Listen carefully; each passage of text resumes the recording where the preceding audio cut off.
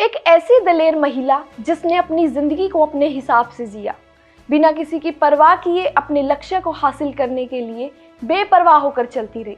जब कभी भी देश में नारी सशक्तिकरण को लेकर चर्चा की जाती है तो सबसे पहले इसी महिला का ख्याल आता है। ये और कोई नहीं बल्कि भारत की पहली महिला आईपीएस अधिकारी किरण बेदी है। लोगों के बीच किरण बेदी के साहस की इतनी गाथाएं हैं जिसे शुरू किया जाए तो कभी खत्म न हो। ये एक ऐसी अधिकारी रही है जिन्होंने अपने कार्यकाल में तत्कालीन प्रधानमंत्री इंदिरा गांधी की गाड़ी को गलत पार्किंग करने के जुर्म में उठवा लिया था। इन्होंने अपने जीवन में कभी किसी चीज से हार नहीं मानी है। Press the bell icon and never miss a video from newsnumber.com.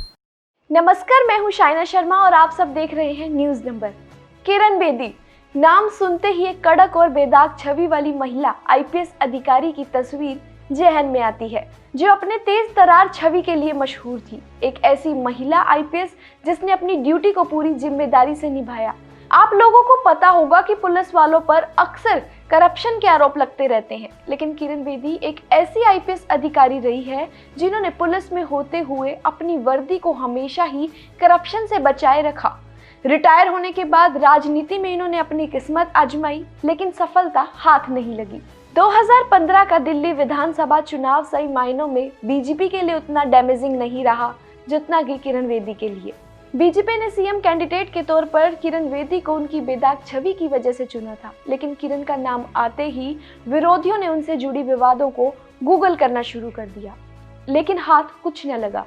इसके बाद विरोधियों ने 14 जून 1977 को द टाइम्स ऑफ इंडिया में कथित तौर पर छपी एक खबर का हवाला देकर लिखना शुरू किया कि किरण बेदी देश की पहली महिला आईपीएस नहीं थी। बाद में इस खबर को धड़ाधड़ कई वेबसाइटों पर छापा गया। कथित तौर पर द टाइम्स ऑफ इंडिया ने पंजाब कैडर की सुरजीत कौर को देश की पहली महिला आईपीएस बताया गया था, लेकिन बाद में पता चला कि ये खबर पूरी तरह से फर्जी थी। फर्जी कैसे, वो भी हम आपको बता देते हैं। किसी भी अखबार में खबर मास्टर हेड के नीचे सीधे छापा जाए पॉसिबल नहीं है। ऑनलाइन ऐसी बहुत सारी वेबसाइट्स हैं जो न्यूज़पेपर की फर्जी खबर बनाती है। ये खबर भी किसी ने टाइम्स ऑफ इंडिया के नाम से बनाकर किरण बेदी को परेशान करने की कोशिश की थी। बेदी रूल्स को लेकर इतनी सख्त थी कि 1981 में जब उन्हें कोई भी गाड़ी गलत पार्किंग में खड़ी हुई मिलती थी तो वो उन्हें तुरंत ही क्रेन से उठवा देती थी, जिसकी वजह से दिल्ली की जनता ने उनका नाम भी क्रेन बेदी रख दिया था। लोग सोचते थे कि कोई इतना सख्त कैसे हो सकता है। किरण बेदी के डर से लोग ट्रैफिक रूल्स को सही तरीके से फॉलो करने लगे थे। एक इंटरव्यू में किरण ने बताया था कि दिल्ली की जनता को रूल्स सिखाने का ये तरीका बहुत जरूरी था। इतना ही नहीं, किरण बेदी ने तत्कालीन प्रधानमंत्री इंदिरा गांधी जैसी नेता को भी ट्रैफिक रूल्स सिखा दिए थे। हुआ कुछ ऐसा था कि जब किरण बेदी दिल्ली की ट्रैफिक कमिश्नर बनी थी तो एक दिन सब इंस्पेक्टर निर्मल सिंह ने कनॉट प्लेस में एक एम्बेसडर कार को गलत जगह पार्क देखा था और किरण बेदी को उस बारे में बताया, जिसके बाद बेदी ने तुरंत एक्शन लेते हुए कार को थाने में लाने के लिए ऑर्डर दे दिया। जब पुलिस अपना काम कर रही थी तब कार का ड्राइवर दौड़ता हुआ आया और कहा कि ये कार इंदिरा गांधी की है। इंदिरा गांधी जो उस समय देश की सबसे ताकतवर नेता और प्रधानमंत्री थी, लेकिन तब किरण ने कहा था कि कार किसी की भी हो, जुर्माना तो भरना होगा। फिर कार को क्रेन से उठवाकर थाने में भेज दिया गया, जिसके बाद इंदिरा गांधी ने किरण की तारीफ करते हुए कहा था कि देश को ऐसे अफसरों की जरूरत है, लेकिन किरण ने इस सब का श्रेय इंस्पेक्टर निर्मल सिंह को दिया था।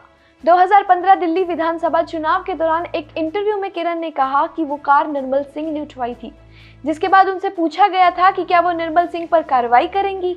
उस समय उन्होंने जवाब दिया था कि मैं उन्हें सम्मानित करूंगी कि उन्होंने इतनी हिम्मत दिखाई। मैं उस वक्त डीसीपी ट्रैफिक थी और सब इंस्पेक्टर निर्मल सिंह ने उठाई थी। वो इस वक्त एसीपी रिटायर्ड है और उस वक्त मुझसे पूछा गया था कि इस ऑफिसर के खिलाफ एक्शन लोगे।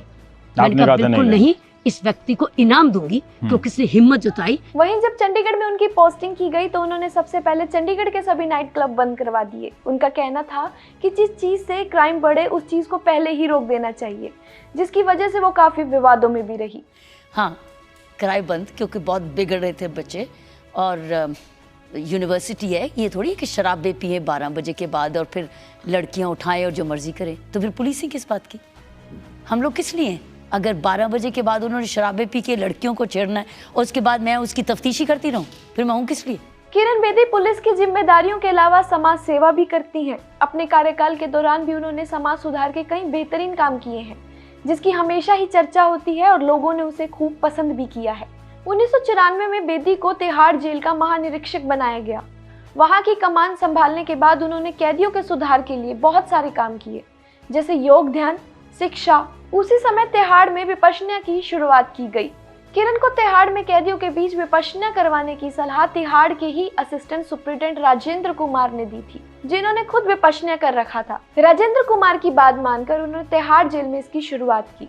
किरण का तिहाड़ जेल में किए गए काम आज भी लोग भूले नहीं हैं, जिसके लिए अंतर्राष्ट्रीय स्तर पर उन्हें प्रशंसा मिली है और वर्ष 1994 में उन्होंने रमन मैग्सेसे पुरस्कार जीता। वह संयुक्त राष्ट्र के महासचिव की पुलिस सलाहकार नियुक्त होने वाली पहली भारतीय महिला बनी। उन्होंने कई पुस्तकें लिखी और टेलीविजन की दुनिया में भी कदम रखा। किरण ने वर्ष 2008-11 के दौरान आपकी कचहरी नामक कार्यक्रम होस्ट किया।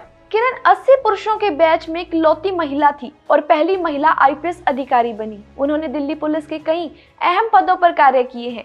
वे डीआईजी चंडीगढ़, गवर्नर की सलाहकार, नारकोटिक्स कंट्रोल ब्यूरो में डीआईजी और यूनाइटेड नेशंस में एक असाइनमेंट पर भी कार्य कर चुकी हैं।